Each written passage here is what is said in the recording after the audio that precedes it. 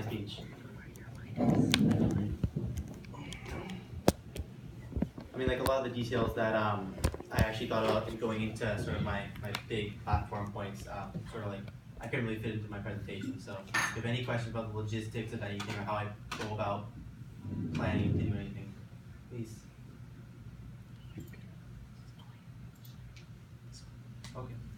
No, we have questions. We have questions. You go first. I already Oh, talked so about setting up. Okay. Sorry, my computer's not responding. There we go. Okay. Good job, by the way. Awkwardly holding the camera so I could read my screen here. So you kind of already mentioned that you have a reputation for being late and last minute, and you mentioned that it would be like you would change that. I'm just kind of curious as to how you would go about changing that, because like in situations when you have to deal with like Joan and Kathy and other people who you're meeting with, being late like isn't really an option for them because they kind of schedule into their time. So I'm just curious, like you said you would change it. I'm just curious how you're gonna go about to make sure that not just for Joan and Kathy but also for BMSA. To be honest, a lot of the reason why I am late and why I have sort of these flaws to me is because this year I felt very overstretched. And to be honest, being VP Communications, it's sort of a job you can do from afar. You know, my responsibilities include sending emails, they include being on my computer a lot, taking minutes at meetings. So this year, being overstretched, there's a lot of other stuff where I had to be present for. For instance, Speak Up Western. I was how do I say this? I made the voice for that, for when it comes to talking to the members, keeping them updated and stuff. So a lot of the times when it comes to Speak Up meetings, I would have to run those a little bit late and then sprint over here to the BMSA meeting. So basically what I'm saying is that because I said I would sort of forego other commitments for this club because I want to commit much more to this club than I am right now. What I'm saying is that that's not really a flaw I have as a person. It's mainly just as a result of this year. So I think it's not really something I need to change. It's something I already have to.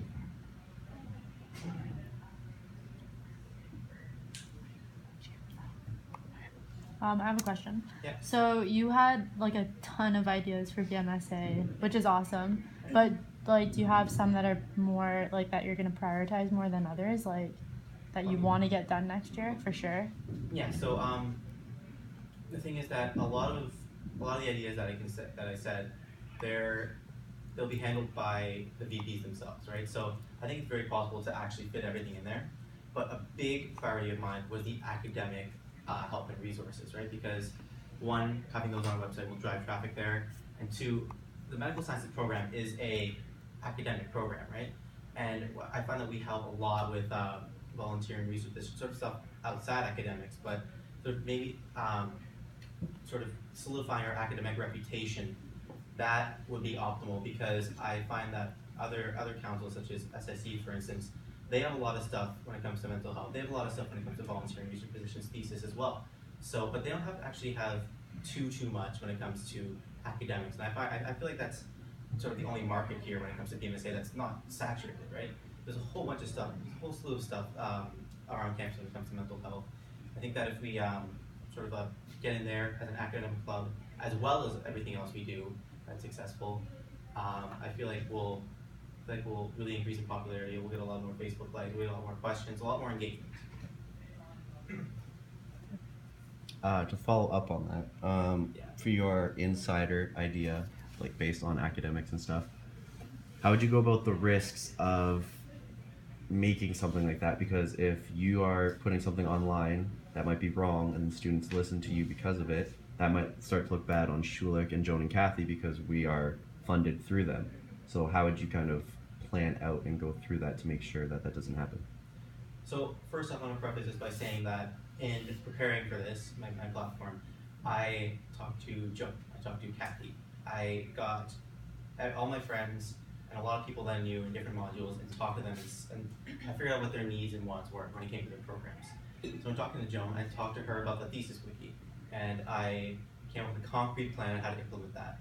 I talked to Joan about the insider, and what she said was that just make sure everything is neutral, there are no strong opinions, and because it's mainly affiliated with BMSA, As long as there's no wrong information, it should be good to go.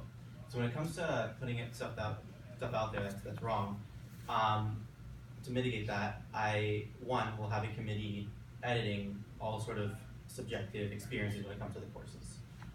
Secondly, in getting feedback for the actual information to put in the Insider, I propose having little like focus groups almost, like small little groups from each module, which would include multiple people involved, like getting the feedback, right? So you have independent confirmation there as opposed to the legitimacy of the actual information. So I feel like I have established a decent amount of safeguards when it comes to that. Yeah. What have you learned as a VP of BMSA? Because you hold BMSA really highly, especially compared to the other organizations you're part of. You're dropping all those other presidential opportunities.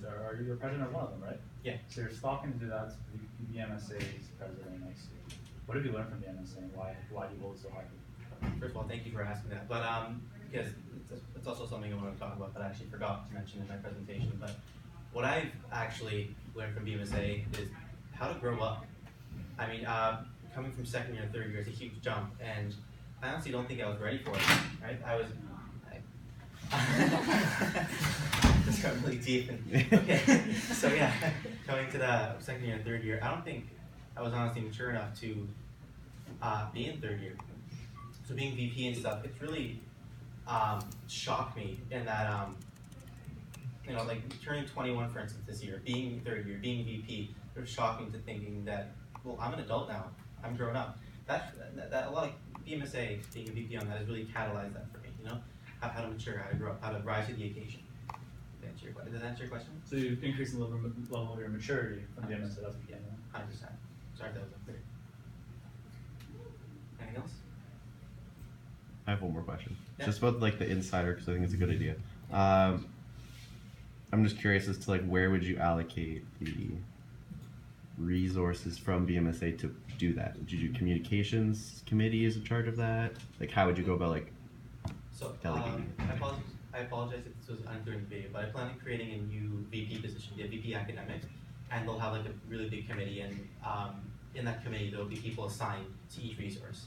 And Joan was asking me, well, what happens when these resources are created? What does the VP academic do next year?